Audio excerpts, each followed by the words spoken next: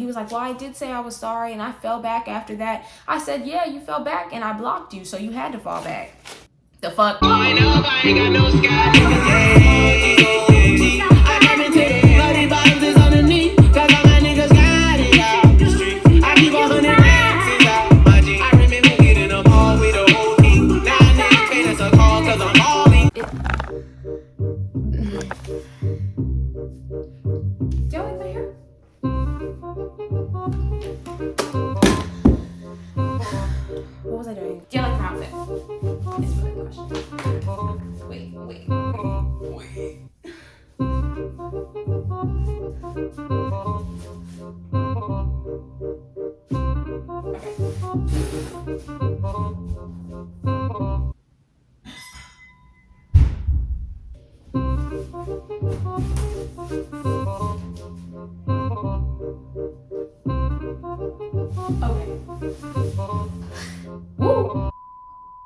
Hi everybody, welcome back to my channel. I'm Royal K, Kalani. No, that's not my name. If you're new here, hi, this is where my brain comes to throw up. So welcome to the mess. And today I'm going to do a money count and a recap, which is what I've been doing. I need my eyes to adjust. Hold on. I just took my contacts out and I'm starting to feel like the prescription is not equal. And so like when I take my contacts out, I feel like when I put my glasses on, it's not giving the stigmatism. But I just came back from a film screening. It was a black queer, it wasn't all black and queer, but it was all black, and some of it was queer. I feel like all of it was queer politically. If you want to hear my thoughts on queerness as a politic, let me know. I will explain, I will divulge. But I just came back. My friend and I went to the film screening. It was really cool. There was 5 short films. I was locked in. I was like, they're so cool. If the films are available for purchase or for viewing, I'll try to look and link them. I just pulled my nail off. That's so annoying. I'll try to link them below so people can watch them because they were really fucking cool. Like, all of them were amazing. And I'm in my art room, which is where I always am when I'm filming. These so far, the light in here is not good, but I don't have my little, I threw my light away. So there's no sunlight right now because it's like 10 p.m. And I'm waiting for my girlfriend's gonna come over. I just moved. I didn't do a moving vlog because I was literally trying not to pass away, but I just moved. So what was I saying? Oh yeah, and then my friend and I got tacos and now I'm at my house. So I'm gonna do a money count, a money night. I don't know, I guess we'll see if it was a money night. I'm gonna do a money count, but like I normally do, I like to keep my numbers to myself because that's my business. So yeah, I'm gonna do a money count and chat about my night because the last time I chatted with y'all, I was talking about the Texas boys, and today we have another story. Ooh, child. Today we have another story. So my head itches. I was gonna take my hair off, but I didn't feel like it yet. Like, I'm not done. I've been wearing my blonde hair to work because I just feel like she'd be eating it up. But also, this hair gets tangled. I've talked about this so many times. This hair gets tangled. But tell me why. Okay, where do I start? This money that this was sitting on the table, like this $8 even was sitting on somebody's table, and I was talking to them and they were watching my stage and they gave me $1 on stage. And I never do this because I hate to be an ungrateful bitch. I hate it. I don't like the way it feels in my spirit. But I left that $1 on stage because I felt like it was bigger than that. I needed to say a point. I be performing my ass off. Like, I feel like in addition to like being a stripper, because a lot of strippers are performers, some strippers are not stage performers. They don't like stage. They don't like to perform for crowds. They would much rather be in the room. If I can make all my money on stage, I would prefer that. And this is a little Trader Joe's wine. Isn't this cute? I stole this from a restaurant on my birthday. That's good. It's cranberry. Like I said, I'm a stage performer. Like, I don't know a lot of things, but I know my stage is immaculate. If not entertaining, if not engaging, you have to look. Even if you don't like it, you looked. He gave me $1, and so I was like, okay, I be having to stop myself from doing this. But if I get on stage and I like bust my ass and I perform really well and like nobody tips, I have to stop myself from like coming out of backstage with like some sort of like hello, because I'll definitely walk up to people and sit my bag on their table and be like, hey, did you see me? But I walk up to these people, the guy who gave me $1, I'm like, hey, what's up? And they were like, hey, we're from out of town, we're here for a football game. Like, I'm talking to them or whatever, and then they end up being like, yeah, but we're about to leave. I said, oh my God, what's the plan for this? And it was this money. And they said, you can have it, and I snatched it off the table. I said, good night, and I walked away. Because you had $8 and you gave me $1. So that was annoying, and whatever. But I didn't work. I worked Saturday night. Today is Sunday at 9 p.m. I worked Saturday night and I got off this morning at 6 a.m. My first sale, was that my first sale? Yeah, my first sale was a half hour in the river. Sugar wood going down spinning. Yeah, but it was an okay night overall. We're gonna see. I didn't try as hard as I did on Friday, but I was tired. It was the 3rd day in a row. I was fucking tired. But it was a bachelor. He got a half hour. He was trying to tell me that he wanted to talk to his friends about it, and I was like, can we talk to them together? He was like, yeah. I said, hey friends, hey. I'm trying to steal him for 30 minutes so I can give him his bachelor experience before y'all have to leave. Who's paying for him? Who's paying? And one of the friends, the brother's like, I'll pay. Well, one of the friends said, I'll Zelle you and you pay with your card, because I don't think he had his card or something. Like, okay, bet. And then brother getting a little finicky about paying the service fee, because it is a service fee if you use your card, which part of the thing I should have probably explained is I explained it to the bachelor, but then he told me he wasn't paying, so I should have explained it to the brother. But you know, if you know the strip club got fees, but he ended up just paying with card, which is fine. I should have told him to get cash, but he didn't want to get cash anyway. So sometimes I feel like you gotta just let the sale go through however it goes through and then work from there. Other times I feel like you can wiggle your way into making it more profitable. Like, so at my club, if somebody pays with a card, we get funny money, and you have to turn the funny money in. And when you turn the funny money in, they take a percentage of your money. So of course I prefer cash, but if somebody's already kind of like iffy about paying, you just have to let them pay however they want to pay and go from there. Because any sort of like extra step and then they're like ready to be like, no, never mind, you know? That's how I feel, at least. But again, like I've said multiple times, I'm still learning, I'm still figuring everything out. But that's my perception of how to do that right now. So I just let him run the card. Then I'm like, oh my God, do you want to give him some singles so he can throw money while we're in the room? And he like slides him some money. So that's where this came from. I think this was like $60 that I had in tips. And then, yeah, the rest of this money is from dances. And then the end of the night. I had a regular when I first started dancing, about probably like 5 months into me dancing. I had a regular and I had to block him because he came to the club and he just, we had boundaries, obviously. Like, you have to have boundaries with any customer. My club is no contact. We have boundaries.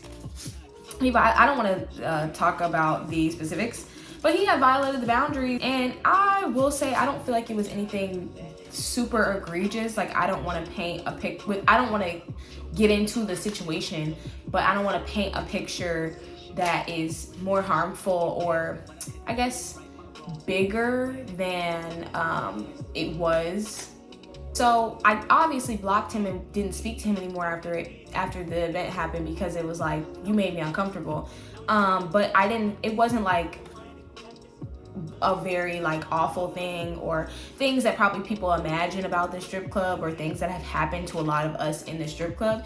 It was just kind of like, for you to be my regular and for us to have an understanding, and you kind of very clearly violate that, even if it's just barely over the line. It's like, to me, why would you cross the line at all? Like, you've come in so many times to establish this relationship in the club, because we did not communicate outside of the club. Like, I've never met up with him. I've never hung out with him unless we were at my job, where I was safely, around security doing my job for money. And yeah, we just had an incident where I was like, what the fuck? Like, why would you do that? And then when I tried to talk to him about it, because I was like, I want to kind of try to understand why you kind of crossed this line today, randomly. And of course, like, they're like, men are untrustworthy. People are untrustworthy, and men in the strip club never trust a nigga in the strip club. Never think a nigga in the strip club won't do something. He will. But, him being my regular and us having known each other for a good amount of time, I'm kind of trying to talk to him and be like, well, can you just tell me why you did that, and like apologize and explain yourself? But he did not want to have a conversation. It was very immature the way he handled it. And then he had said the N-word, not at me, but like, he's Latino. And he was like, I didn't want to come here. Last time I was here, this nigga. I said, what? I said, oh, go home. I said, just go home. You're done. Just go home. Like, literally just go home. And he left, and I hadn't spoken to him since July, maybe? July, June? I don't know. He came to the club last night, and I was like, oh, whatever. Like, I was kind of like, I'm not pressed on it. But when he came in, I was on stage. So I seen him. He always sits in the same spot. He comes up to my stage and starts throwing some money on me, and I'm like, literally, what are you doing here? He's like, I just came, like, trying to be all shy. I said, what are you doing here? Like, this is weird. And he had no way to tell me he was coming in, because I had blocked him. But still, I was like, this is weird. Like, what are you doing? And he was like, well, I just wanted to come in and see. I said, okay. So I didn't really, I got off the stage, and I saw two girls had went up to him already, and he was kind of like, he didn't dance with them. So I was like, okay, is he waiting for me? Like, I went over there and I was like, what's going on? Like, what's up? And we kind of talked about the situation, and I was able to just kind of tell him, like, all you should have did in that moment was apologize. And he was like, well, I feel like I didn't do anything that bad. And I was like, it doesn't matter how you feel about it. If you, as the man, as a person, in any situation, cause harm to somebody that you claim to have any sort of relationship or community with, or not to say that me and him are in community, but like, if you are who you say you are, like, right, like, you don't think you're like a bad guy, then don't be a bad guy. When you fuck up, fucking apologize. Like, that's all I was telling him, was just fucking apologize when you do something wrong. But I feel like he was saying, like, that he didn't do the most terrible thing, and he didn't. What he did made me uncomfortable. Was it the most awful thing that's happened to me? No. But why is that the line for whether or not we're gonna say, I'm sorry, I fucked up, I shouldn't have done that? Like, that's concerning. Like, that's alarming. And that's what I was telling him. I was like, that's weird that you tried to draw the line for what my level of comfort and my level of disrespect and my level of, like, just like discomfort is. Like, you can't draw the line for what my level of discomfort is, and you can't decide when or if you've crossed it. I decide that. So you should have just said, I fucked up and I'm sorry. And he was like, well, I did say I was sorry and I fell back after that. I said, yeah, you fell back and I blocked you, so you had to fall back. 3, 4, 5. What? Like, shut up. Yeah, so we had a conversation about it. He also was starting to get on my nerves because he was just always asking me to hang out. And I would just, but also I learned a lot from these interactions with him because he was the first regular I had. And I don't meet up with customers outside of the club. I know that some dancers do, and like, that's their business. And I just always hope that they have security or that they feel safe, and they're comfortable and like things are okay. But me personally, I am fortunate enough to be able to take care of what I need to take care of with the money that I make in the club, and I don't want to go outside of the club, and I don't have to, so I don't. But yeah, I've never met up with him outside of the club, so I'm just kind of like, he was always trying to meet up with me, and I was like, no, like, I'm not comfortable with that. And I would tell him that. I'm like, I don't know how you are outside of here, and I don't have security around me outside of here, so I'm not interested in that. I also, like, I have a whole ass girlfriend. I'm not trying to meet up with no nigga outside of the club. Like, that's not my vibe. And so he basically just, yeah, we crossed the line, and then he came back in the club last night. I haven't seen him since then, so like, haven't seen him in months. 1, 2, 3, 4, 5.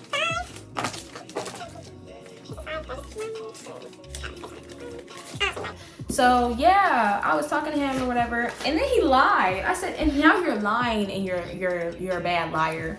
Because he told me the last time he was in there was when he had came to see me last time, which would have been in June. 1, 2, 3, 4, 5, 6, 7, 8, 9, 10, 11, 12, 13, 14, 15. And I was like, oh, okay. And then he had the nerve to be like, yeah, last time I was in here, I was asking a girl how I got to dance, and I was asking her.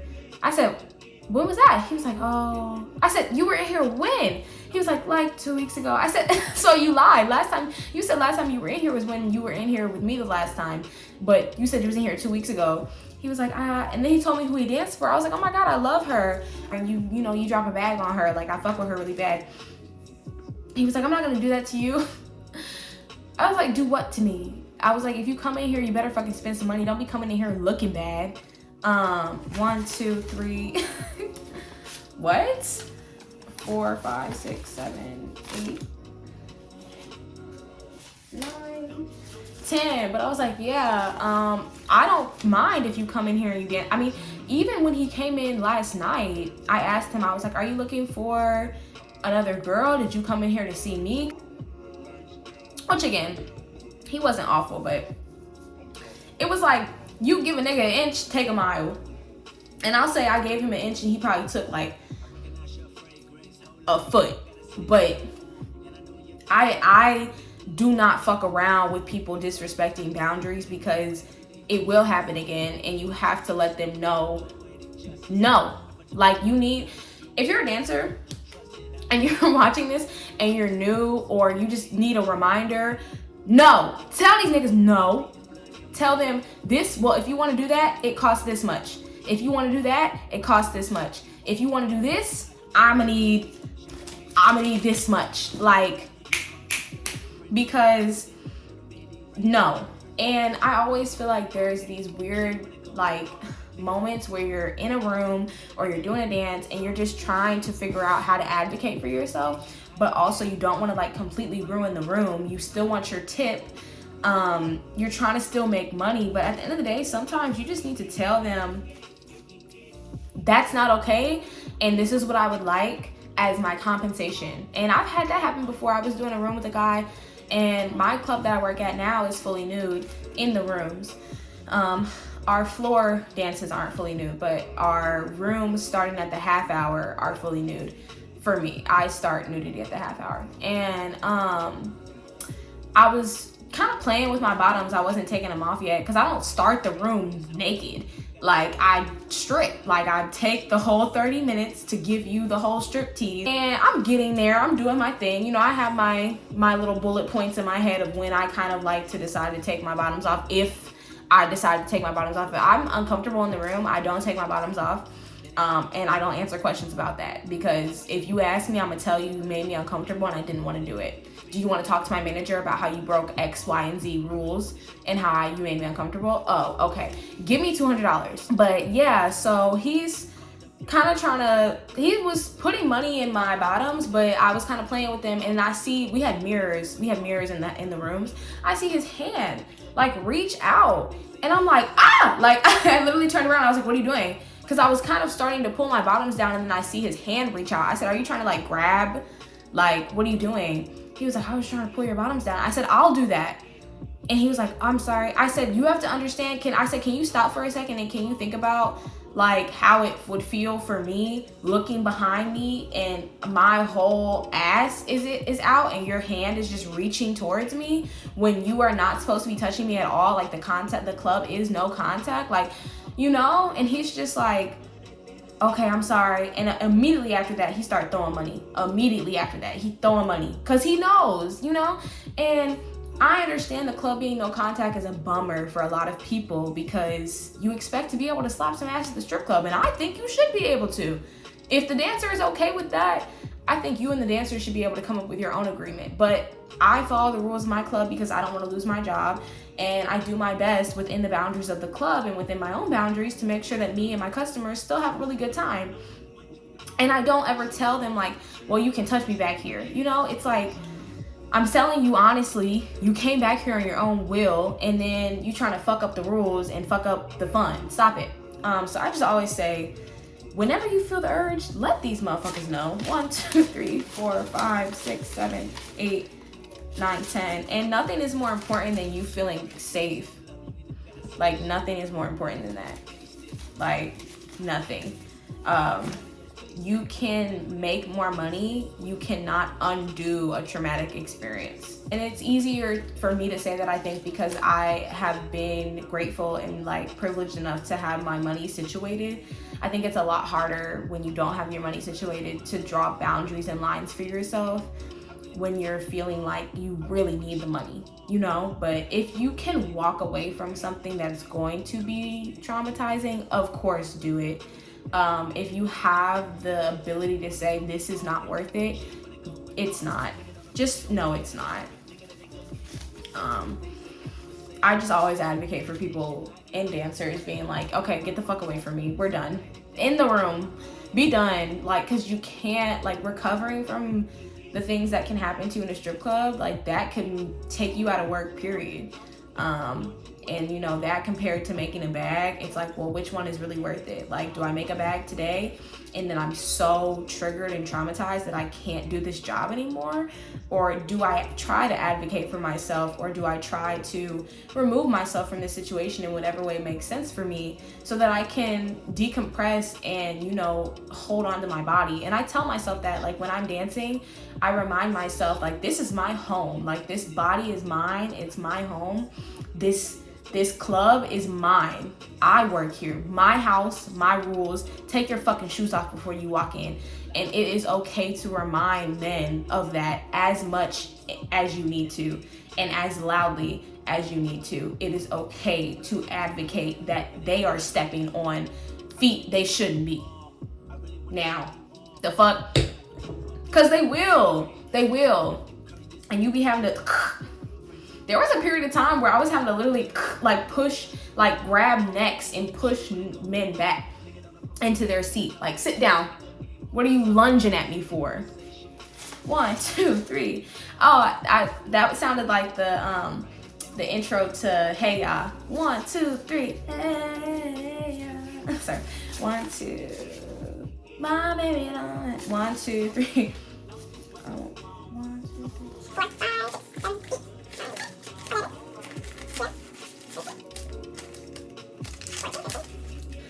But anyway, so my regular, going back to that. So he was in there, he was in the club, and he, we talked a little bit. He did apologize a little too late. I'm like, whatever, bro. You apologized months later, which, I mean, he had no way to apologize to me because I blocked him, but you should have apologized in that moment. Anyway, he was like, I'm sorry. I said, that's all you fucking needed to do. You just fucking say you're sorry. Be sorry. Be sorry. Like, show me that you're sorry. And he ends up going to the ATM. He gets money out, and he's like, well, we can do the hour. He's like, we could do this one. I said, okay, let's go. I go to pay for the room. I pay for the room. I get my cut.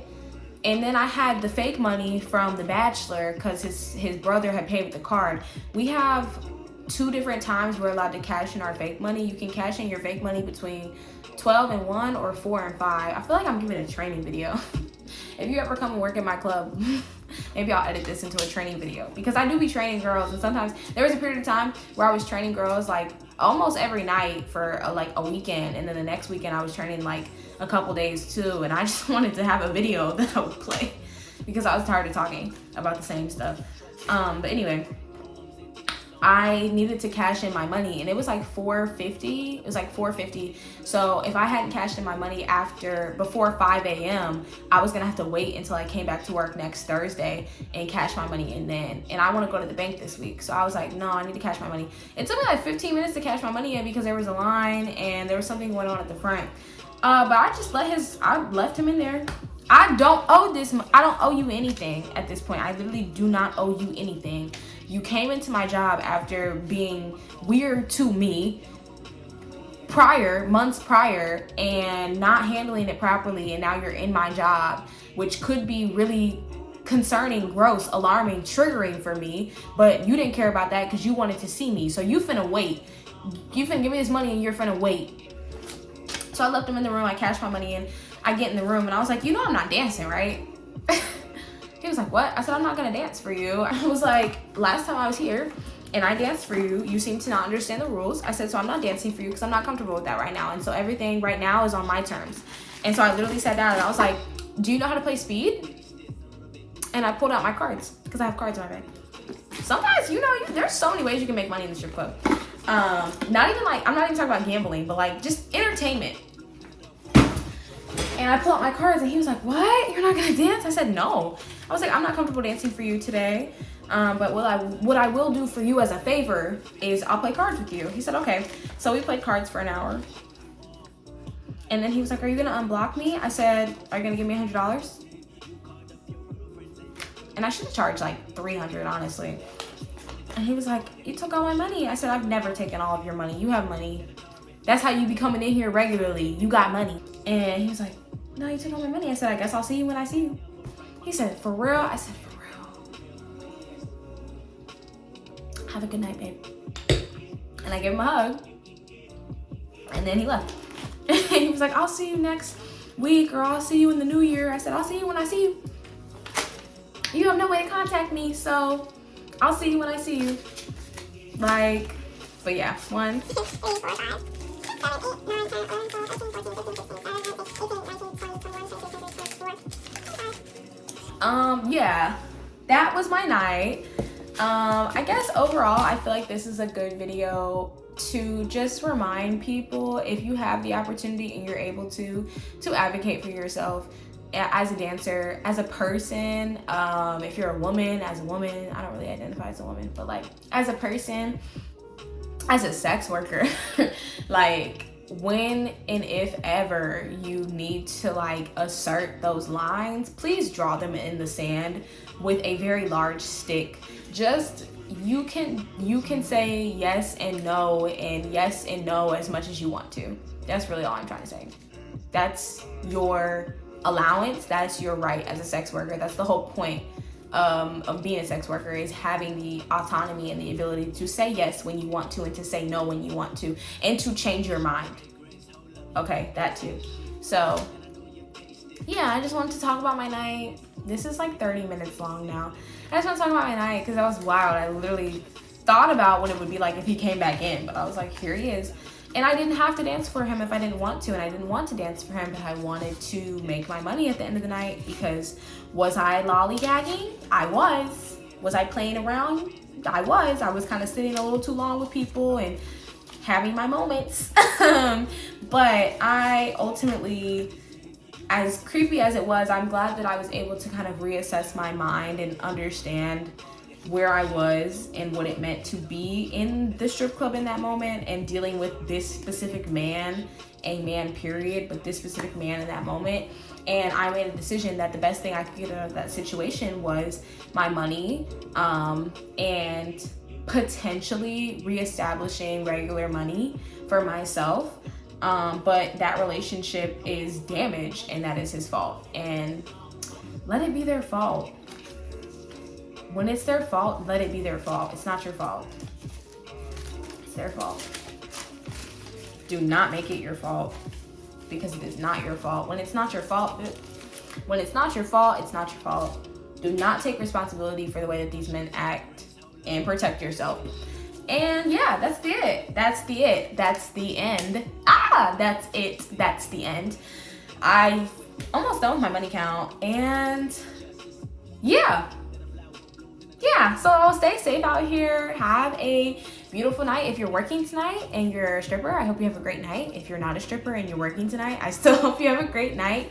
And I hope everybody has a great week, and that people are taking care of themselves post-election, and that people are continuing to take care of each other as we were doing pre-election. And that is it. That is all. Thank you for coming. Thank you for staying. And thank you for listening. And I'll see you all the next time I need my brain to throw up on the camera and chat yap about anything. But today it was stripper things. So yeah, thank you all. My girlfriend's gonna come over, and she hasn't seen my apartment yet, so I'm excited. Bye. I ain't got no sky.